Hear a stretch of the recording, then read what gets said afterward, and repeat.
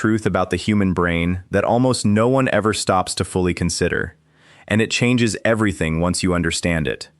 Your brain quietly gets better at whatever you repeatedly ask it to do, day after day, whether that thing is good for you or not. This includes getting better at avoiding hard things, at reaching for your phone the instant work becomes boring, and at quitting the moment something turns frustrating. Every single time you postpone a task until you feel motivated or choose instant pleasure over a long-term goal, that avoidance pattern quietly becomes a little easier to repeat. But here is the hopeful part that most people completely miss. You can train the exact opposite pattern into your brain just as easily. This is the story of one ordinary man and the 33 simple habits he used to slowly train his brain to do hard things. And not a single one of them ever required some rare and extreme burst of willpower that most of us simply do not have.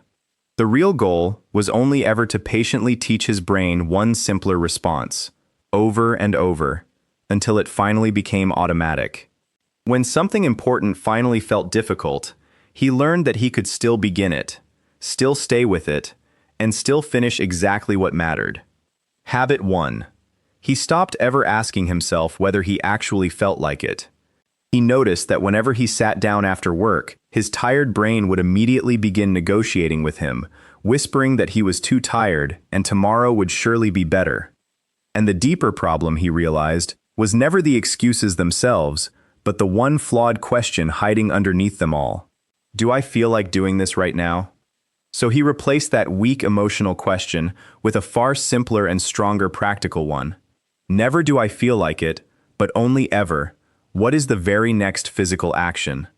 He did not feel like exercising, and that was completely fine, because the next action was simply putting on his shoes.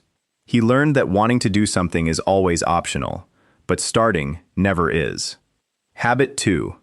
He made the very first action ridiculously and almost embarrassingly clear. He discovered that vague commands like work on my project or get fit are never real instructions at all, but only foggy descriptions of distant outcomes. So instead of study chemistry, he told himself to open chapter 6 and answer only the first question.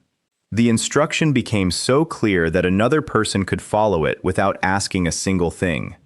Hard and frightening projects always became far less intimidating the moment he stopped trying to start the entire thing and started just one small, visible action. Habit 3. He learned to train starting long before he ever tried to train endurance. He saw that people spend months focusing in tiny broken bursts between endless notifications, then suddenly demand 3 full hours of deep work from themselves, and then cruelly call themselves undisciplined when they fail. So his very first goal was never to finish some huge session, but only to reliably sit down at the planned time and work for just 10 honest minutes. The man who can always reliably begin has something solid to build on, while the one forever waiting for enough motivation to do 3 hours often never begins at all. Habit 4. He used the simple and powerful 10-minute entry. Whenever he strongly resisted a task, he committed to only 10 minutes of it, never to finishing it, and never to doing an amazing job, just 10 simple minutes. A task he imagined doing for 2 long hours always felt utterly enormous, but the very same task for only 10 minutes suddenly felt completely manageable. And very often he simply kept going, because the task always felt strangely different once he was already inside it. But continuing was never required, and that was the entire secret. Habit 5. He trained himself to stay just 1 single minute past the sudden urge to quit. He began to notice that the powerful desire to switch tasks almost always appeared at the exact instant the current task became slightly more uncomfortable. So instead of instantly obeying that urge, he stayed for just 1 more minute, reading the confusing paragraph again, or writing 1 more single sentence before he was allowed to move. He was never forcing himself through hours of misery, but only practicing a tiny, priceless delay between feeling discomfort and instantly escaping it. Because discomfort, he slowly learned, was very often not an instruction to stop at all, but simply a normal and expected part of doing the work itself. Habit 6. He stopped rewarding his own avoidance with instant emotional relief. He finally saw the quiet trap clearly. Open a hard report, feel confused, check the phone, and the confusion instantly disappears, teaching the brain that escape brings sweet relief. So he deliberately interrupted that sequence. Hard thing, uncomfortable feeling, then a small pause, then continuing briefly. He never had to feel good. He only had to stop making instant escape the automatic reward. Habit 7. He simply moved his phone completely out of easy reach. He understood that spending a whole hour resisting his phone was exhausting, while simply placing it in another room entirely was almost effortless by comparison. This was never about weakness, but about intelligent environment design. Self-discipline always becomes far easier when the bad behavior simply requires a little more effort to reach. Habit 8. He turned off every single non-essential notification on his devices. He realized that even when he never responded, each notification quietly created a small new question in his mind that stole a little piece of his fragile attention. So he decided exactly when the apps were allowed to reach him, instead of forever letting them decide precisely when to reach into his day and interrupt him. Habit 9. He practiced the rare and forgotten art of single-task work. For one full session, he committed to only one task. Never a report plus messages plus email plus 3 browser tabs he might possibly need later. He learned that 20 clean, unbroken minutes could quietly produce far more useful work than an entire hour wasted repeatedly, leaving and returning to the very same task. Habit 10. He wrote his distractions down instead of instantly following them. When a sudden thought like "I need toothpaste" appeared, he no longer opened a shopping app, but simply wrote the words down and quietly continued working.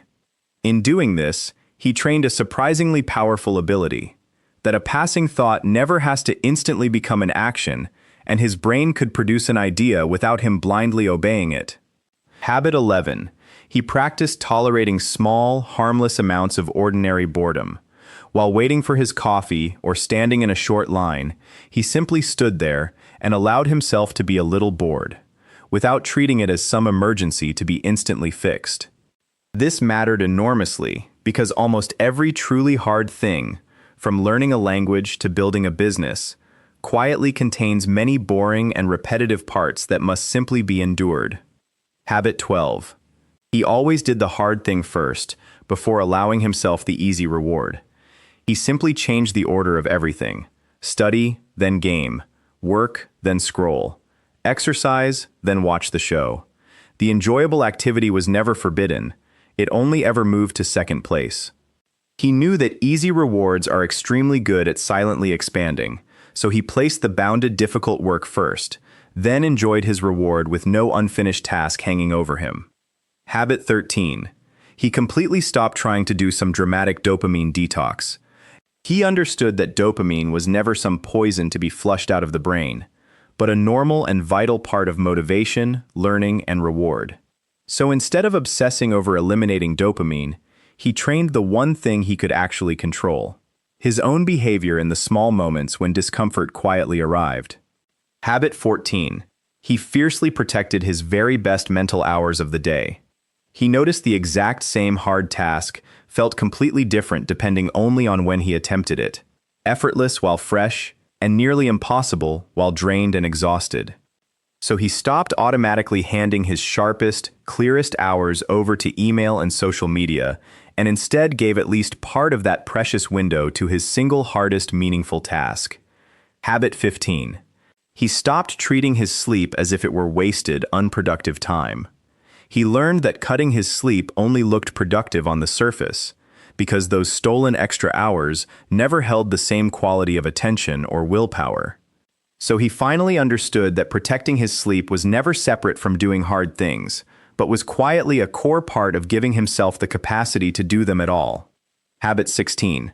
He gave every hard task an actual, specific time to happen. He realized that later was never actually a time, and tomorrow was never actually a plan, so he replaced them with clear anchors, like at 9, I open the report before touching email. By deciding only once and letting the clock become the cue, he ended that exhausting, endless debate of should I do it now, or maybe after lunch, or perhaps tomorrow. Habit 17. He built simple if-then plans for himself. He created small rules in advance, such as, if I sit at my desk, then I open the report before email. Or, if I feel like checking my phone, then I write down what I wanted and continue. By linking a specific situation to a planned response, he made far fewer decisions in the difficult moment, because he had already decided exactly how he would respond. Habit 18. He planned for each excuse long before it ever arrived. He already knew every one of his favorite excuses by heart, so he never acted shocked when they inevitably returned, and instead decided his exact response to each one beforehand. If he was tired, he did the minimum version. If he was short on time, he did just 10 minutes. Good systems never assume you will always feel cooperative. They include instructions for when you will not. Habit 19. He created a minimum version of every single important habit. His normal workout might be 45 minutes, but his minimum was only 10. His normal study session might be an hour, but his minimum was only 15, and that minimum quietly protected everything. It stopped the deadly trap of I cannot do the full thing, so I will do nothing, and replaced it forever with I cannot do the full thing, so I will simply do the minimum. Habit 20. He built reliability into his life long before he ever chased intensity. He knew the classic trap of building a perfect, overwhelming comeback schedule that looks fantastic tonight but becomes completely exhausting and impossible by tomorrow afternoon. So instead, he became reliable first, with 20 focused minutes every day, because consistency gave him the one thing that raw intensity never could: repetitions. Habit 21. He increased the difficulty slowly and gradually over time. His 10 minutes eventually became 15, then 20, then 30, always keeping the challenge hard enough to build real capacity, but manageable enough that he could always return the very next day. He never tried to test the absolute maximum amount of discipline he possessed on any single day. Instead, he patiently and quietly trained it like a muscle. Habit 22. He learned to stop before every single session became pure misery.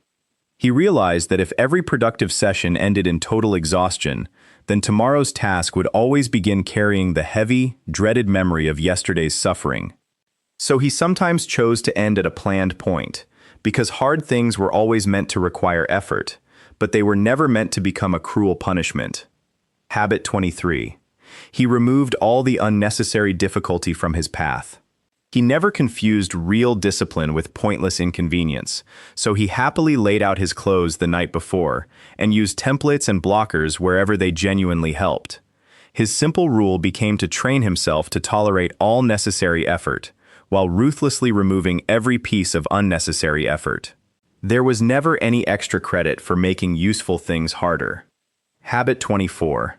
He prepared tomorrow's hard thing quietly tonight.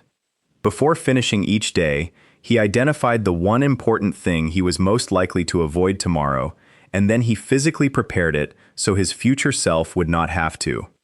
He knew that tomorrow's tired version of himself should never have to reconstruct today's careful plan, so he always made the very act of starting completely obvious. Habit 25. He used a simple 2-minute night setup.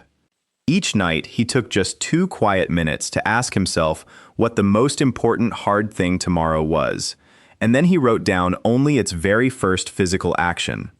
He never wrote something vague like work on the presentation, but instead something exact, like open the slides and draft slides 4 and 5, reducing tomorrow's decision load tonight.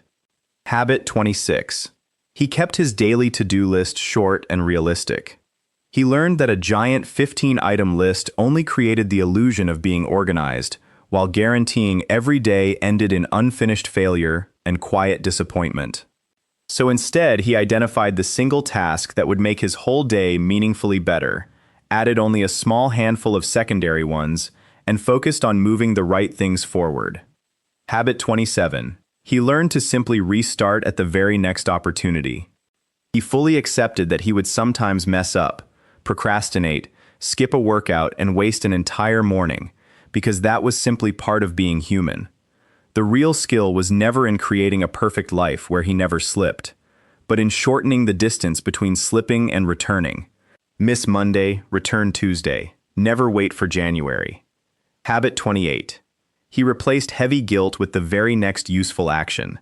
After wasting 2 whole hours, he refused to spend another 30 minutes drowning in thoughts of, "I have no discipline," and instead simply asked, "What is the next useful action?" He never needed to first resolve his entire opinion of himself before getting back to work, because a single action always gave him somewhere to go, while endless self-criticism never did. Habit 29. He carefully separated true rest from sneaky avoidance. He learned that intentional rest has a clear boundary, sounding like "I am taking 1 hour off and returning after dinner," while avoidance has no boundary and quietly expands into a lost afternoon. So when he truly needed rest, he rested properly and fully, because clean, honest rest was always far better than spending 2 blurry hours half working and half scrolling. Habit 30. He stopped building overly complicated productivity systems. He realized that if his productivity system required a 40-minute tutorial, then the system itself had quietly become just another project he was using to avoid the real work. So his entire system became beautifully small. Know what matters, know the first action, remove the easiest distraction, then simply start, stay, stop at a reasonable point, and return again tomorrow. Habit 31. He did exactly one hard thing every single day. Each day, he deliberately chose one single useful thing he would normally prefer to avoid, and he faced it, whether it was a postponed call or the hardest part of a project. This gave him regular, honest practice at approaching effort, one hard thing a day, without ever turning his entire life into some exhausting and overwhelming self-discipline challenge. Habit 32. He kept the same one hard thing for 7 straight days. He chose one single area, defined its first action, removed his biggest distraction, and for 7 full days he simply practiced approaching it consistently, noticing every urge to escape. He was never trying to have 7 flawless, perfect days, but only ever accumulating priceless repetitions of one honest behavior. I said I would start, and I actually started. Habit 33. And this was the one final habit that made every other one truly useful. He simply did it now. He never let a good idea quietly become just another piece of information he consumed and forgot. So he picked one avoided thing and identified its very first physical action right away. When his brain offered an easier escape, he never argued with the thought. He simply refused to instantly follow it, staying 1 more minute, then 1 more, one problem, one small part at a time. Because that was the one thing he was truly training all along. Never the ability to enjoy hard things, and never endless motivation, but only the ability to feel resistance without letting resistance decide what he did. And hard things never had to magically become easy for any of this to work. He simply became far better at doing them while they were still genuinely hard. So before this story quietly becomes just one more thing you watched and forgot, pick the single thing you have been avoiding, identify its first physical action, and do it now, while it is still hard.